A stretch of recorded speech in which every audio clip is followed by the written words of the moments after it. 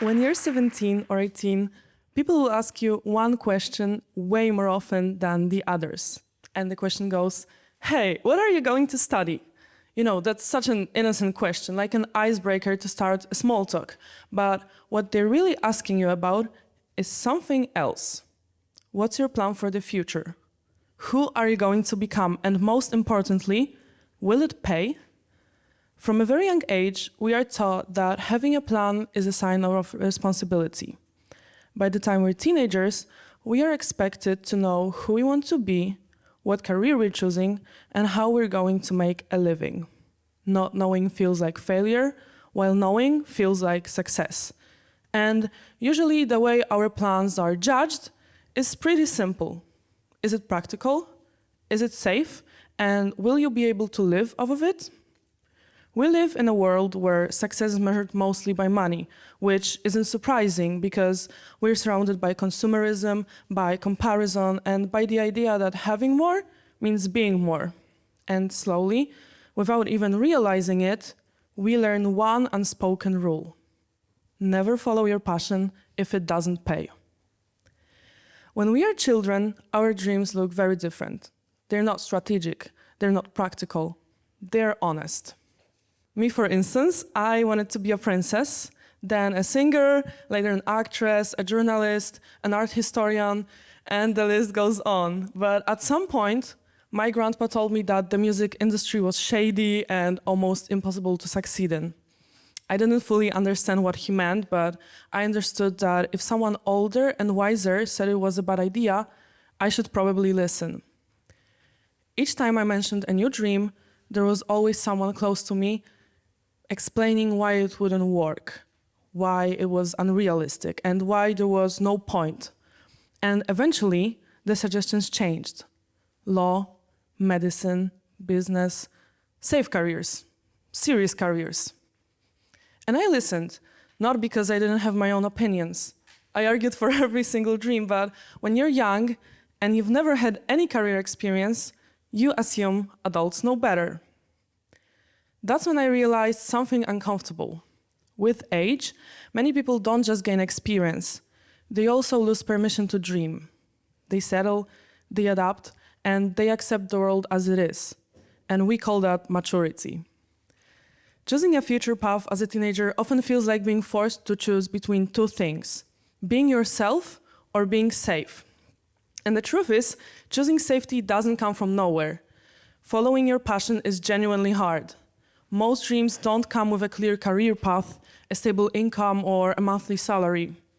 Creative and unconventional fields are unpredictable, competitive, and often financially unstable, especially at the beginning.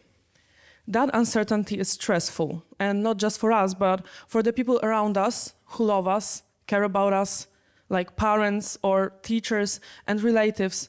They don't discourage us because they want to control us. They do it because they're afraid we won't be able to support ourselves, or that we'll struggle more than they did. And when you're young, carrying that uncertainty and that responsibility can feel overwhelming. So choosing a safer option often feels like the mature thing to do, even if it means slowly distancing yourself from what you love. And this isn't just my problem. Almost everyone my age I talk to feels the same tension.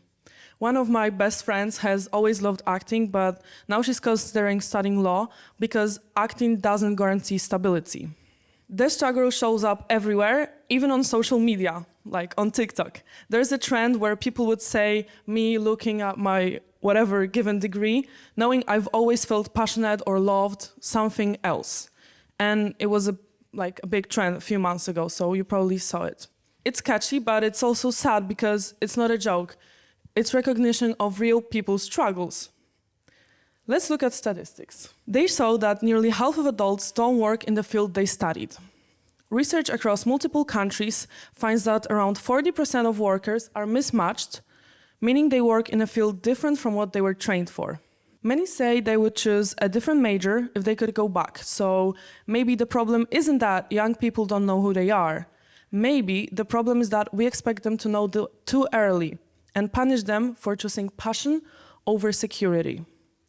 Globally, research suggests about 15% of workers feel truly passionate about their work, which isn't a lot, is it?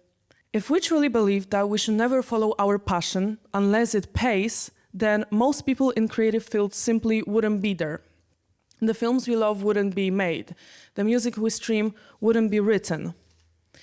Actors, singers, movie directors like Quentin Tarantino would have chosen a safe, predictable path instead. So let's look at his example for a second, because he didn't start on a red carpet. He worked in a video rental store, spending hours watching and analyzing films instead of building a serious resume. From the outside, it didn't look strategic. It didn't look profitable. It looked unrealistic, maybe even irresponsible.